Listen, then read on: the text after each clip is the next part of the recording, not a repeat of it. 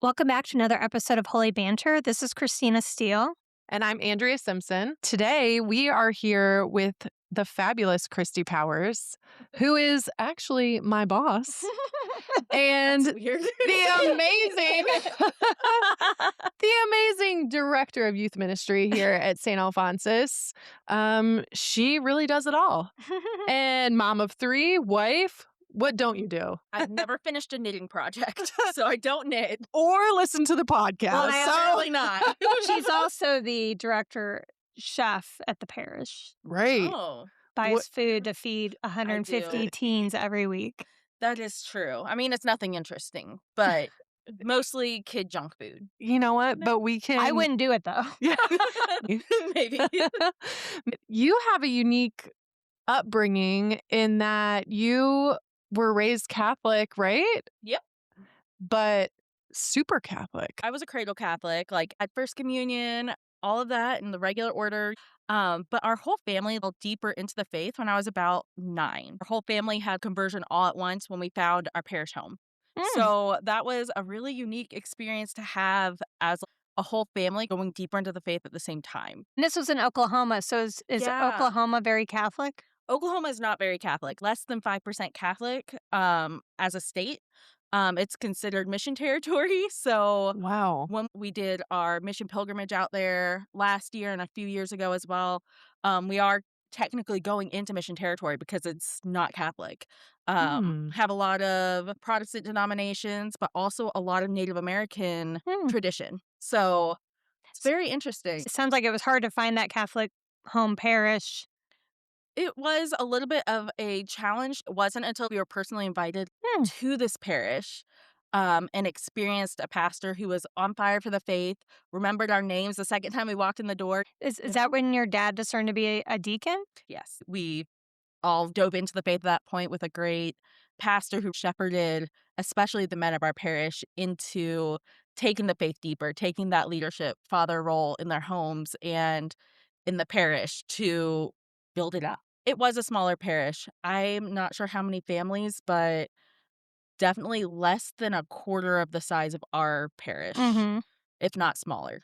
Like my confirmation class, there were 9 of us. Wow. We were from several different communities that were coming together for a life of prayer, just because of how spread out churches were and searching for that community. So like when we went to youth group or RE, my class had people from 4 different school districts out of 9 of us in the class. Wow. Like that makes it more of a like melting pot almost, you know? But Like that commonality is Catholicism, not the other things. Exactly. Yeah. It's not the football game that you're at Friday or the other community events. It's we're coming together intentionally for the faith. The faith was more just like how we lived our life.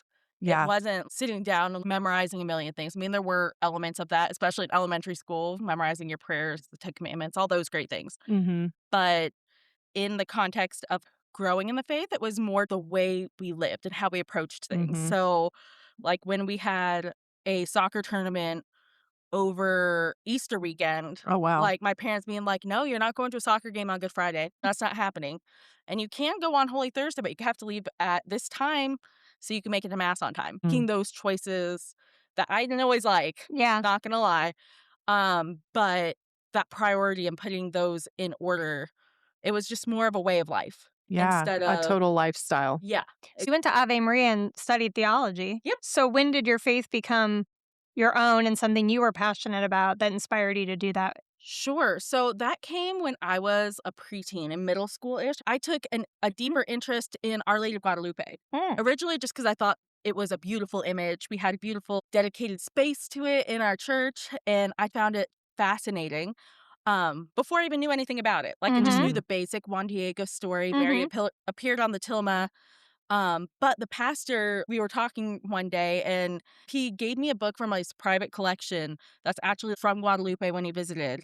And it laid out all the different specific elements of the tilma. How in the eye of Mary, you could see the reflection of Juan Diego and the bishop, or how the constellation of the stars on her robe were the constellation at the time of the apparition. Learning more about that helped me to see that's not something someone could just make up. Yeah. You know, like the level of detail and the fact that it hasn't faded, all these things, you can go see it now. Yeah. Just really sparked that, hey, I think there's might be something more than just like this academic God out there. But someone who's intentional, you know, and really wants to meet his people where they are. So have you been to see it? I have not. It's on my list of places to go. Yeah, you need to go. I think that's going to be down the road. Down the road. I hope to Later, visit. yeah. Yeah. So how was that going from Oklahoma to Naples, Florida? Oh, my goodness. Well, culture shock? Culture shock, yes. Fun fact, I went to Florida because I wanted to go somewhere where there wasn't winter at all. Okay? Is there winter in Oklahoma? Winter light. I'll say that. After moving up here, I know that it's winter light. But like I hated the cold, hated all of that. So I'm like, I'm just gonna go to Florida and love the university. Love just the culture there. It was beautiful. But definitely a different pace, way of living, and the fact that you can just go to the beach. It's like an hour away. Go grab a pizza, watch a sunset was a great thing. Loved that. Missed that. So you got involved in volunteering and service there? Yes. So I participated in the Mother Teresa Scholar program at Ave Maria and got involved in youth ministry just because of how much it had impacted my life growing up. It's somewhere I felt like I was at home. I really struggled on Sundays not having the family community. And so initially to help with that kind of like missing that element, because Sundays were just a family day for us. We would go to mass and then go to my grandma's who lives on like 100 acres or go visit family. It was really a family day. We didn't do much else. That's nice. I don't think it was as intentionally set apart, but it's just was our family rhythm. So I missed that element. So I was like, how can I fill this hole? Basically, trying to search for that. And I found that home in youth ministry when I just went to go help.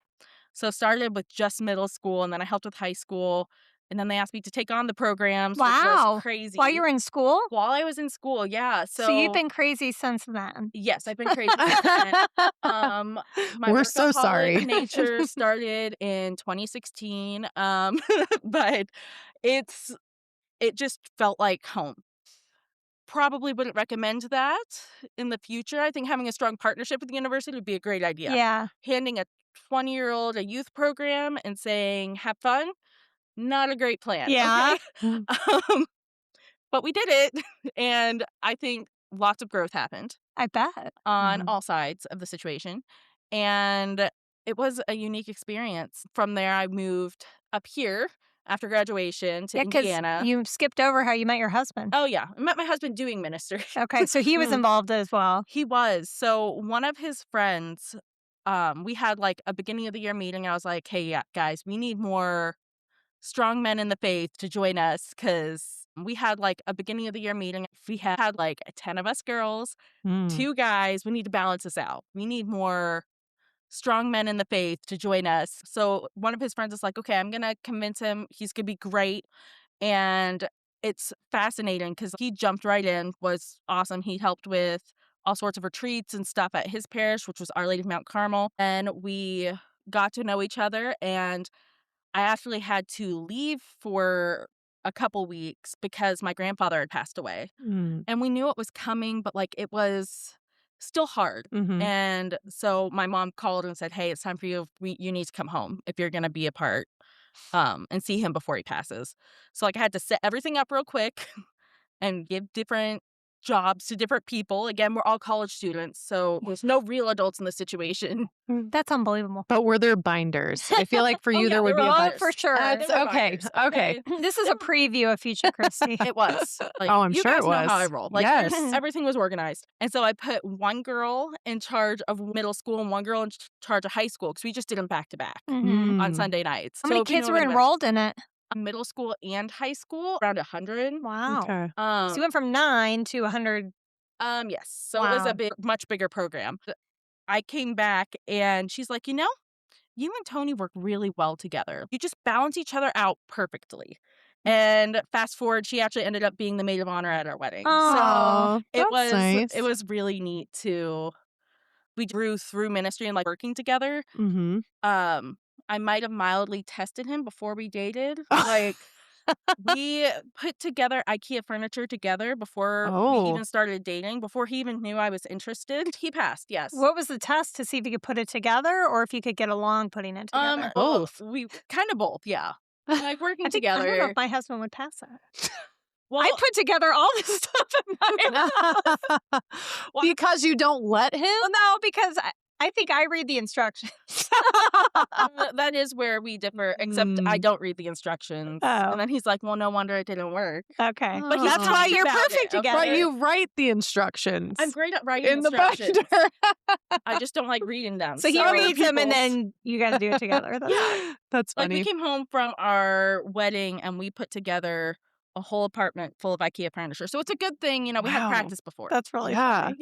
So then how did he get you to move up here? Because you hate winter. I do hate winter. But you love Tony.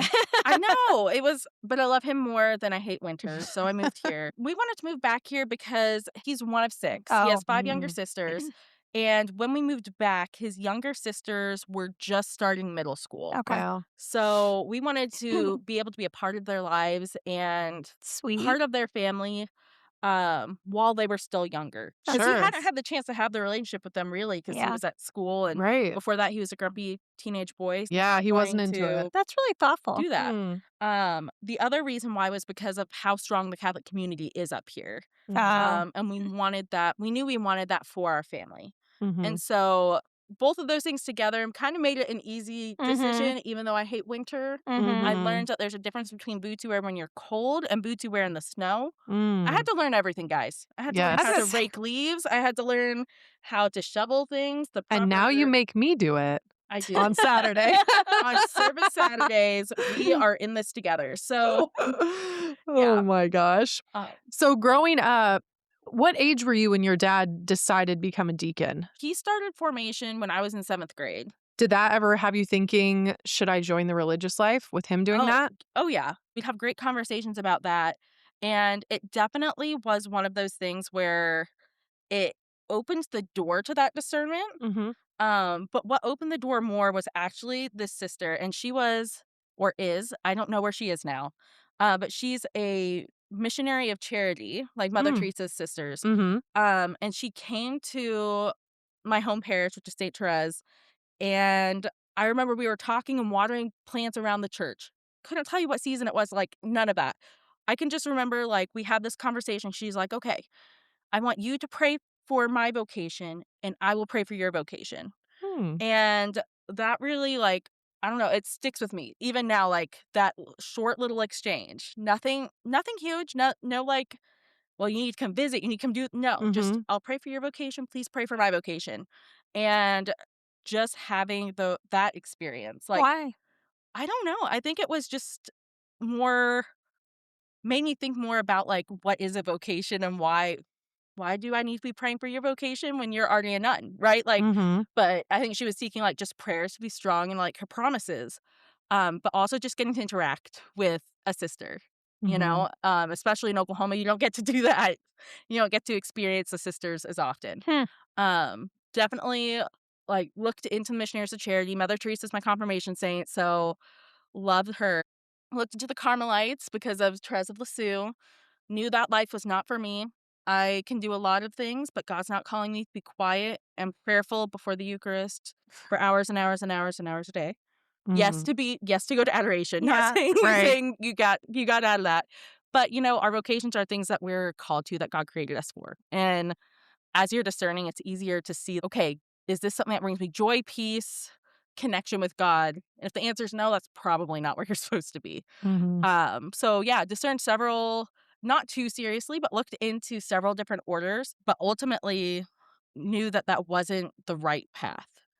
And so the summer after graduation, I started working at Our Lady of Mount Carmel, worked there for about a year, which was a good fit while I was, preparing for a wedding. I was a parish secretary and liturgy assistant. So got to like really work in the background of a lot of really neat things. Nice.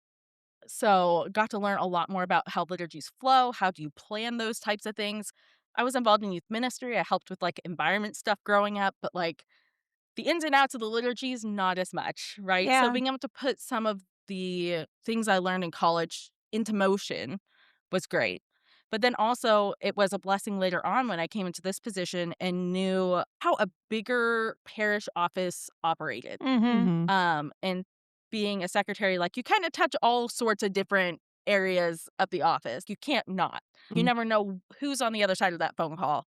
Could be someone on the worst days of their life. It could be someone who's just looking to get their baby baptized. Could be anything in the middle. So that was a growing experience in itself. But really, I can see like God's hand in preparing me to come over here Mm-hmm. and being prepared to work in a bigger office environment in a bigger parish as opposed to a parish with like 9 in their confirmation class. Yeah. Like Mhm. we had 65 in this past confirmation class, 66 once you add in our adult confirmandi. So definitely an adjustment. Then you got hired here in 2020. You weren't pregnant yet at that point, were you? Yes, when I started here, I was. Okay. But yeah, when I came over here, I was Mm-hmm. 5 or 6 months pregnant with Jude. Started in August, right after programs had started. Right. But and so it was an adventure.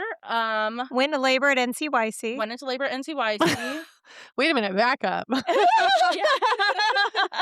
NCYC was so exciting and moving that you went into labor at NCYC. Plan. Okay. I think it was the For King and Country concert, like with the drums. Like wanted to join the party. Or it could have been the 25,000 steps I took. Oh my gosh. Okay. Just for liability purposes, everybody in the office took turns telling me, you don't need to go. Don't go. Actually, was this 2019? Yeah. Because I came back from maternity leave, was here for 2 or 3 weeks, and then the school shut down. Yeah. How do you do youth ministry in 2020? Take me back to that. Oh my Okay, gosh. so youth ministry in 2020, we did the best we could. Well, there was nothing in the spring. Yeah, there was nothing that spring because we kept saying, okay, we're going to come back. We're going to come back. Right. I tried to do a few youth things online. Just to try to do something, some form of like connection, but also like Mhm. learning about the faith and trying to keep up on confirmation as much as we could, like trying to do the best we could. But it was not as fruitful as it could have been, but we weren't allowed to meet at all. As you Right. guys remember, like we weren't. There was not even mass. There wasn't even mass. Like we weren't allowed to go meet outside. Our hands were tied. We were doing the best we could. Well, but Father So- Travis would have been here at that point. So Oh, okay. it was like in that like transition because the priest rotations were Yeah, they were in like, August. paused. Yeah, because they were supposed to be in June. They moved them to August. Okay, I was Yeah. going to say So that. in the midst of that, they moved every single priest in the diocese. In the whole diocese. Yeah. Except So one. yeah, we weren't shaken up at all, right? Like That was Yeah. Kristi's first year of ministry. Right. Yeah. So Yeah. new baby, new job, pandemic, new priest boss. Yeah. Wow. That's when I got. I really missed out. yeah, when I found out I was pregnant with my second, Oh, my daughter yeah. Claire, everyone in the office made the executive decision that I could not do all the ministries and have 2 babies. So That's when they broke off middle school. that's Thank when they God broke for off that. middle school. Yeah. Jeez. Oh my gosh. So I need you to go back to the NCYC where you almost had a baby. You want to hear this story? This really bothers me. So you were how far along? Wait, okay. First of all, for anyone who has never been to NCYC or organized a trip to NCYC, which actually I would be both of those people, but I've watched someone organize a trip to NCYC, a couple, and it's insane. Yeah. So how far along were you at this point when you are going to NCYC? Well, let's see. So Jude was due on December 7th. He was born on November 23rd. So you're 7 38 weeks. weeks. Yeah. Ma'am. Hey, my She's doctor said it was dedicated. fine. Well, I mean, I guess. They were like, it's your first baby. It'll be fine. Tony was with you, wasn't Tony he? was with me. So did they throw you in a wheelchair and wheel you to Eskenazi at this point? Like, Well, what okay. kind of labor are we talking? Luckily I was not with all the kids, but my water broke at 3 a.m. Okay. So and were you staying downtown then? Yes. So we were all staying downtown. So we had plans in place in case this happens. Like I wasn't completely dumb, just mildly. No one I was said young you were and dumb. I was young and dumb. I will admit it. Okay. And You're just a hard worker. Yes. You're dedicated. Yeah, That's what you sure. are. I could see you still doing that today, though. I might. I don't know. Maybe I'd be a little bit smarter She this time took a around. baby on a pilgrimage. Oh, that's right. I Yeah, I forgot could do she got that. kicked out. So you would definitely do it again. Let's not beat around the Probably. bush. You would totally have another child. That's Yeah, how old true. was the baby that you took? Like 8 weeks old? 3 months. Yeah, That took on a was 12 weeks. pilgrimage to St. Yeah, Louis that's with a bunch fine. of teenagers. We went on a pilgrim. We went to Oklahoma, and like my parents are there. But So, okay, go back to your story. So your water breaks water at 3 breaks at a.m. 3 So a.m. then 3 what? a.m. And so we go to the hospital. Which hospital? The St. Vincent Women's on like 86. Oh, so you drove up. So, okay, so you Yeah. drove up north. Okay. So it was fine. And then just had normal delivery and everything. No. Somewhat. Oh. You know, What happened? lots of things happened. Oh, man. Well, we got to the hospital, and they're like, "Oh, it's your first baby. You're probably fine." And they're like, "Oh, wait, no, you are at an 8 or a 9, and you are going to the delivery room right now." And I'm like, "Oh, okay." And I'm not panicking at all. I'm just like, "Okay." Yeah, you whatever. So how long from when your water broke to when you get there and they tell you that? Like 2 hours. Oh, my gosh. But then Jude wasn't born until 3 p.m. That's how it Okay. always happens. Yeah, So you it was never really know. annoying. Like the nurses were kind of sad that they didn't get to meet a baby before they were off shift. Oh, So we had well, to do shift so change sorry for mid-labor. them. I know. You're like, I have to be in labor for 12 hours. Yeah. But Oh my yeah. gosh. So it was an adventure. So Jude's an NCYC baby. He's our NCYC baby. I think he should get to go for free if anyone can make that happen And then in the future. Cece's the pilgrimage baby. Cece's the pilgrimage baby, but she wasn't born on the pilgrimage. Well, She I came know, with but us. she got I to know. go. So not exciting of her. I know. No, she just came like a month early and got to prep everything a lot quicker than I planned. It was So- fine. How has your faith changed getting married and having a family now? I Or- definitely had to learn to trust God more. Mm-hmm. Like, God, I'm one of those people where God has to hit me upside the head with a 2x4, like, Same. many times before I get the message. So, really, parenthood and, like, being a wife, being a mother has taught me just to trust in Him and to really lean on that gift of the Holy Spirit that helps us understand that God is God and I am not. I need to trust Him like the birds who aren't worrying about where their next meal comes from because He's got us, right? So I don't think we're not breaking news that you're resigning from your position to be a stay-home mom of your Yes. 3 small children under the age of 6. Well, no, Right? one is 7, 6, yeah, is 6 and 6. under, but still. Jude would be very mad if you said Well, under I meant 6. 6 Come and on under. now. How's that? But how do you feel about? Because I mean, you throw your whole heart and soul and life into your job, and that seems like that's going to be an interesting transition for you. It definitely is. We've spent a lot of time discerning what is the next step. My husband, he's graduating law school. He's taking the bar exam in July. He has his job lined up for end of September. So we're in this period of transition Yeah. of him going from law school to full-time work. And then how are we going to manage the household? What Mhm. needs to be done to make our family as strong as it can be? Mhm. And after a lot of discernment, it's just not possible with me working Yeah. full-time in ministry. It is sad to leave Yeah. everything that I've poured my life Yeah, into, exactly. you know, Yeah. over the past 6 years. There's seasons in life. Mhm. Doesn't mean you can never come back and do ministry. True. Just means you're taking a break. Exactly. And that's a tough decision too, because now being 3 years in for middle school ministry's so relational. Mhm. So Absolutely. you're not it can feel like you're not stepping away from a job, right? You're stepping away Yeah. from high schoolers and parents and families that you've Absolutely. gotten to know. Mm-hmm. So that's tough. That's a Mhm. tough decision. It is tough. And we have a pretty strong group of currently junior girls that will be seniors next year. And they're like, "You're abandoning us." And I'm like, Mm. "No, I'm not. I'm not abandoning you. I hope to be involved in some capacity, but we have to prioritize what God has called us to first." Yeah. Right. And the church isn't about one person. Mhm. It's not about even the people around you or the pastor. It's about Jesus and being able to Mhm. encounter Him in the sacraments, in the Word, being able to be filled to go fill others. And whether I'm here or not, Jesus is still going to be here, Mhm. right? Doing youth ministry now for quite a long time, especially for ministry. 7 years, that's a long time in ministry. That is true.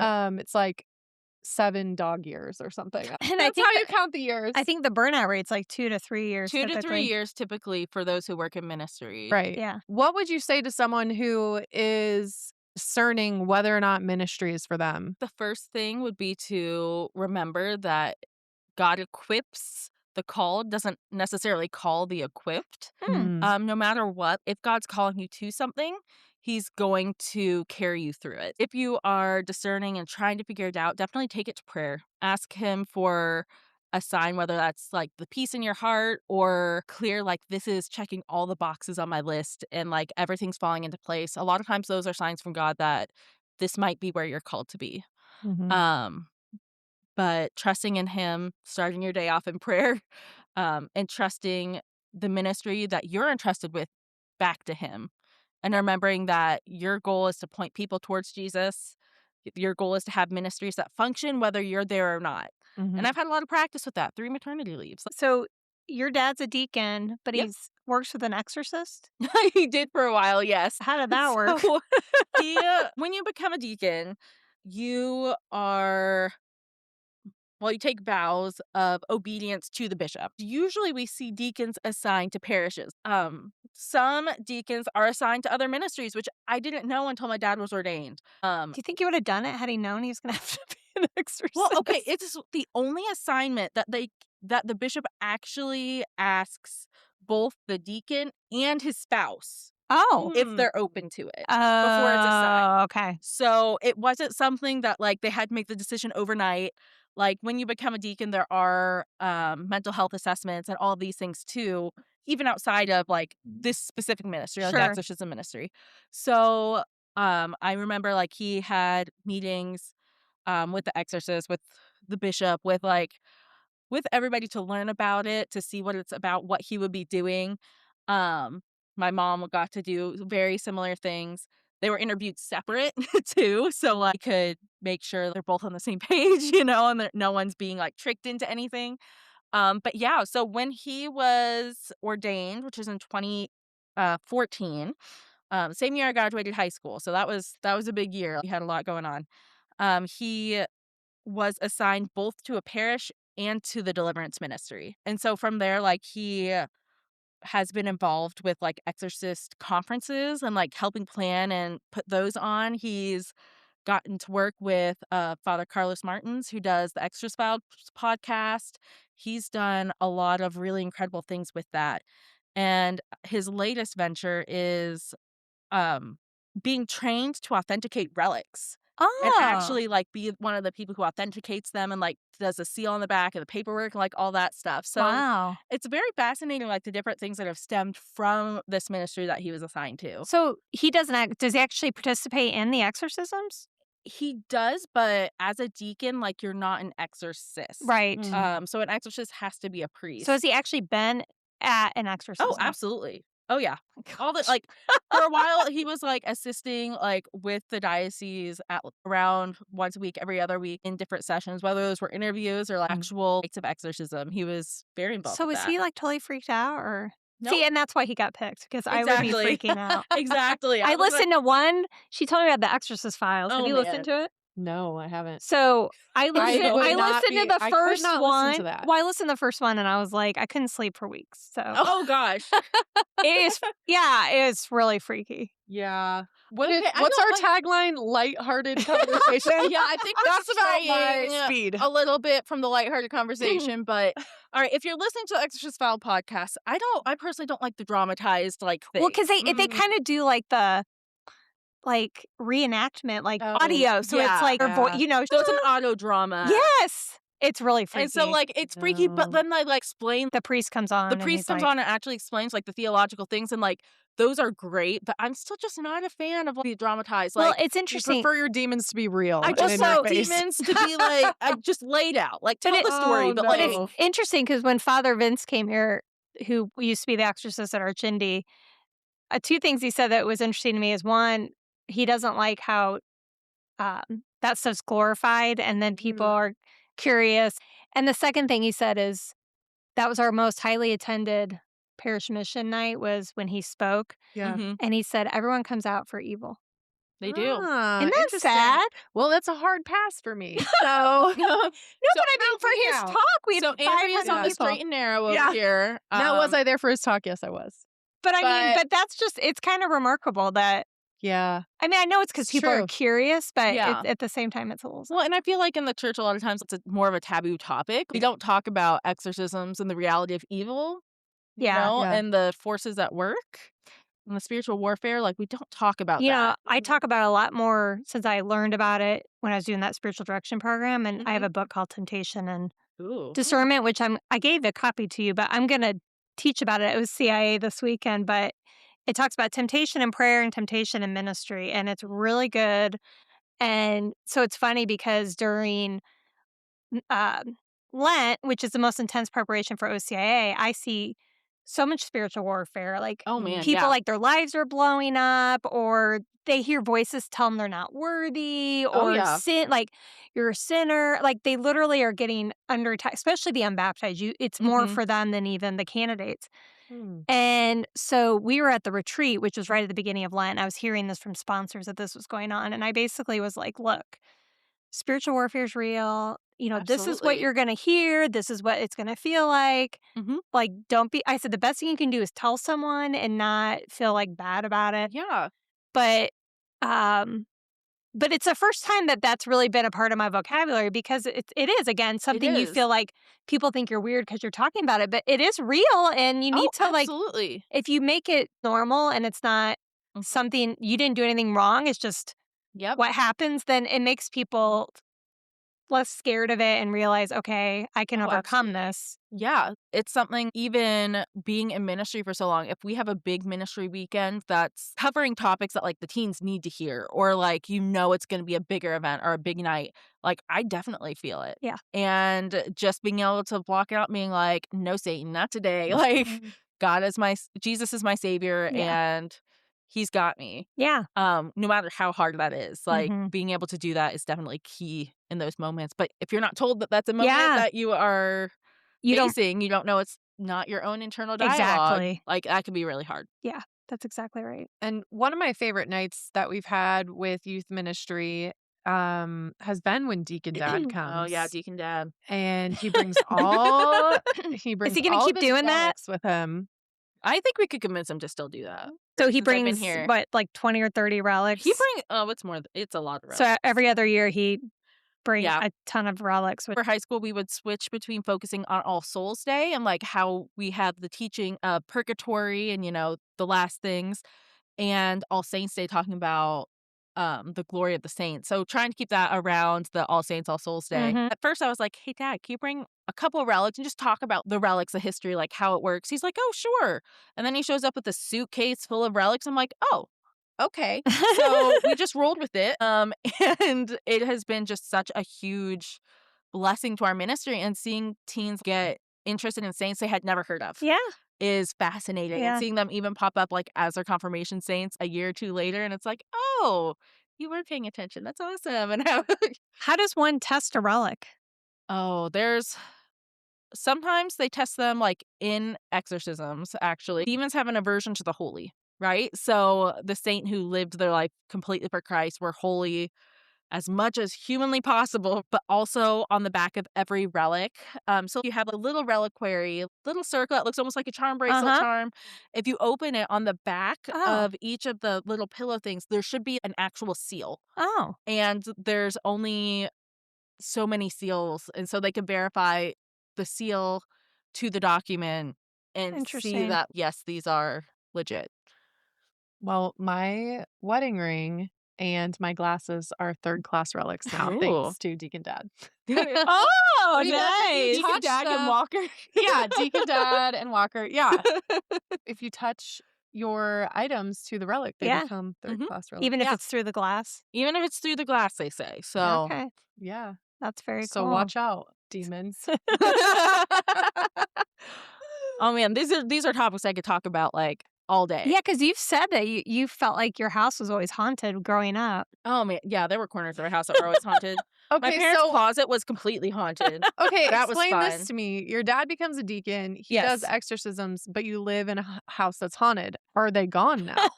Are they we bad moved. spirits? Oh, okay. We moved. Were they problem bad? solved. Well, you can learn more about this like in the Exorcist Files. I think there's a Q&A session on it. But like demons can attach to like things. And so That's creepy. I know it is creepy. So it like makes me like second guess. Like I'm looking at like the free like Harry pages and I'm Potter. like, I want to get like this chest or like whatever. And then I'm like, wait, but you can't be afraid of it, right? We have to remember that, you know, Christ died and rose again to conquer sin and death. And he has authority over the evil spirits. Or you I live... could have also been, you know, a 11, 12, 13-year-old kid With an who was imagination. with an imagination. Or you live in ignorance and don't listen to the Exorcist Files. Yeah, I don't No, recommend it. you live in the joy of Jesus. Okay? Exactly. That is what Yeah, I can't Andrea remember what does. Father... The joy in the sunshine. Seems like Father Vince had the best force again is just going to Mass, receiving the Eucharist. Yep. And if you're ever like feeling like you're really struggling, going to confession. You know, you're rooting out the sin and evil out of your soul just by going to confession. And that's honestly what the exorcist would tell you to do first anyway. Go to confession. Start It's rooting it out. interesting because I don't know if they've replaced Father Vince yet, but he's also a pastor. And I think one of the reasons they removed him is because they just have... like the number of calls they're getting is going through the roof from like 20, 30 years ago of people thinking they're possessed.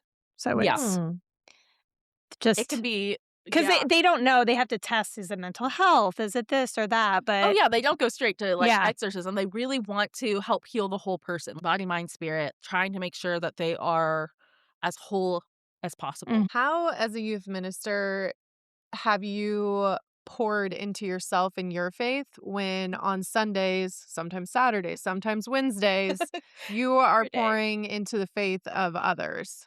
I have to say, like, one of the biggest things is taking time for your personal faith life, even though what you're focusing on 24/7 is faith related. Right. That was a hard lesson to learn. Like, you have to pour into your own faith. So, like, I go to a different parish to go to Mass, like, regularly so that I am taken out of the distraction of, oh, Johnny's over there and he needs to turn this in. Oh, this parent just came over, like, while I'm sitting in the pew with my kids, like, and is asking questions about things. Like, I love being present for the people. I love our parishioners and I want to be there for them, but I also need to fill my cup too. Yeah. And so I go to Mass at other parishes.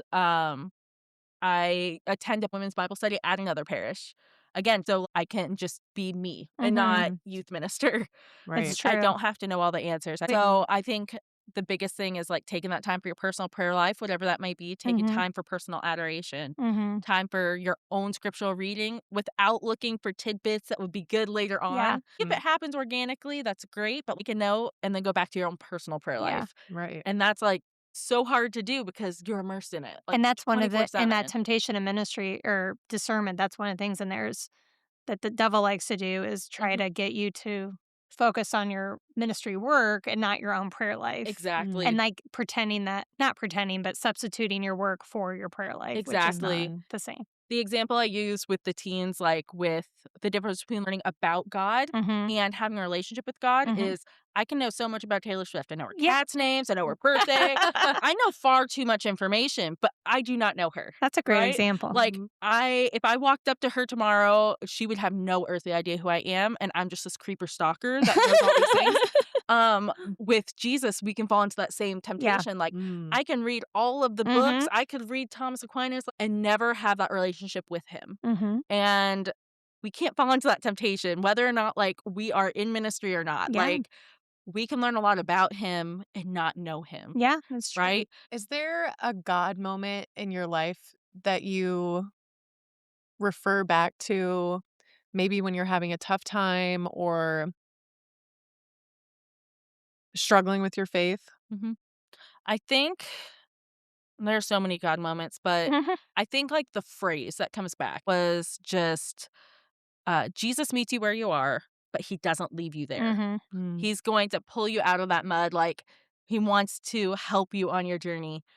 But also we have to remember to like reach for his hand. Like he might have it outstretched, but like if we're not making that grasp, doing our part too, it can be a struggle.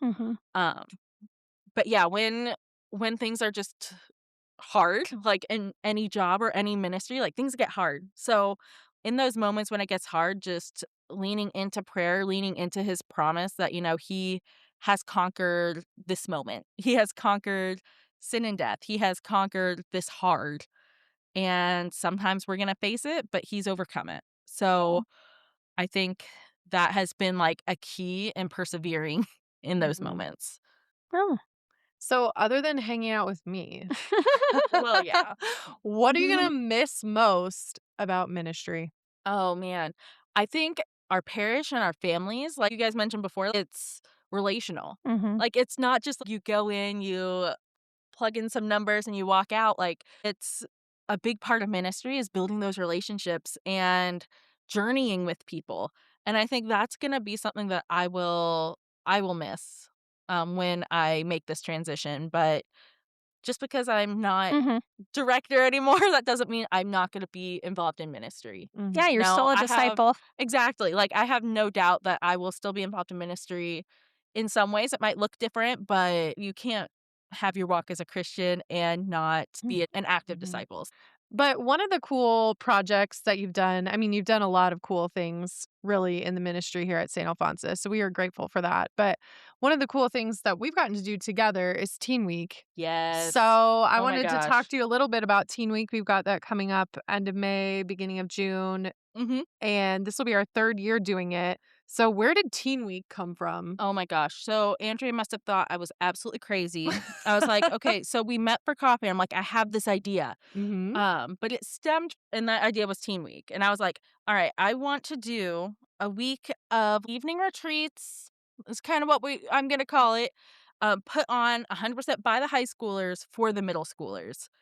And Andrea, being awesome, she was like, all right, let's do it. Let's do it. She Just says go yes right to in. everything. I know that's why she's screaming. It- All the fun things. All I would the have fun told her things. all the reasons why we shouldn't do it. Podcast, yes. Too. Retreats, yes. Party, yes. But Teen Week stemmed from an experience I had in high school at my home parish, where all the youth leaders, who were really all of our moms and dads, they came together to like form this ministry to reach the teens of our parish. And they were like, all right, so we're not going to do like VBS for high school, but Yeah. basically we're going to do VBS for high school. And they would go like all out in these themes. We had a CrossFit year, we had a Survivor year. They went all in, had different topics, challenges, all these things every night, small groups, etc., where they just poured into this. And they were some of the most fun weeks Sounds of the fun. summer. And they bribed us because they would have this really awesome adventure at the end of the week that we could only go on if we went to 4 out of the 5 nights. So we would go on like this big float trip. So what's the big trip you're doing this year? This year we're going to Adrenaline over in Fishers. Oh, So okay. not as fun as a float What's trip. but adrenaline? It's a huge trampoline park. Okay. Yeah. Yes, backed by popular demand because we did Yes. go last year and and everybody they loved loved it, including the adults. It was pretty fun. That sounds And awesome. so we're going to go back. What's your theme this year? Our theme this year is Catholic United. Yeah, so we're going like full in- soccer? Yep, World Okay. Cup. Like, we're going all in. I think we have flags from every country already. Yes. That's awesome. We're building our teen team. They're going to lead like all the talks, all the crafts, all the activities. We are gearing up. So Is signups already gone out? yes, registration is open both for high school volunteers and for the middle schoolers. So Teen Week has it's been fun to do as my job, but having 2 kids in middle school now, and having both of them go last year, it's been fun to watch my kids be able to participate. And I still remember last year, my 5th grader, when he went, he was with his small group of 5th and 6th grade boys and with the high schoolers and some young adults. And by the 4th night, they were praying out loud together in the church. I still remember that night when we, were getting ready for bed and we were saying our prayers that he said his out loud. That's and that's sweet. not something he normally would do. So it was powerful for him to see like those older kids that it was cool. Yeah, yeah. He's like, oh, that's cool. I'll do it. Absolutely. And just like That's teaching them how to like pray with each other or how the church looks a little bit different in different parts of the world, or like there's just so many things that like we talk about and they get really into it. You have the high schoolers, and I remember back when I was middle school and elementary school. The high schoolers were the cool kids. Yeah, of course. Mhm. Absolutely. That's And it's so awesome. much fun. Well, great So job. much That'll be fun. your legacy. Yeah. I hope so. That and We'll the rename it bonfires. after you. The Kristi Powers memorial. Teen Week. Stop dying. The memorial. And that is your replacement. Is going on to basically run Teen Week. So Okay, it's in the job description, I've been told. okay, So, good. That's Teen Week good. is in there. It's not I going promise anywhere. I'll help some. Well, I'm glad we were able to get you on the podcast before you left us. I'm happy I could be here. Yeah. She's not leaving not us, leaving. Christina. Well, I She's mean, still here. As my coworker. We will still say hi to you and we'll let you come hang out with us whenever you want. Aw. I won't bring donuts because you guys usually have plenty of those. Yeah, no we more don't need donuts. Carrots. I do like Carrots. brownies and cookies. So Okay. that would be good. There's some good I can do that. blueberry bread in there too. Oh, That's always good. Yeah. Anyway, Well, I Well, can come back thanks. and talk about demons anytime. Oh, okay. yeah, we'll have another one. Yeah. Thanks for coming. Yeah, Of thank you. course. If you love Holy Banter, you can support us by opening your podcast app and hitting the 5-star button and leaving a quick review. It's easy and it helps us reach way more people. Thank you for listening.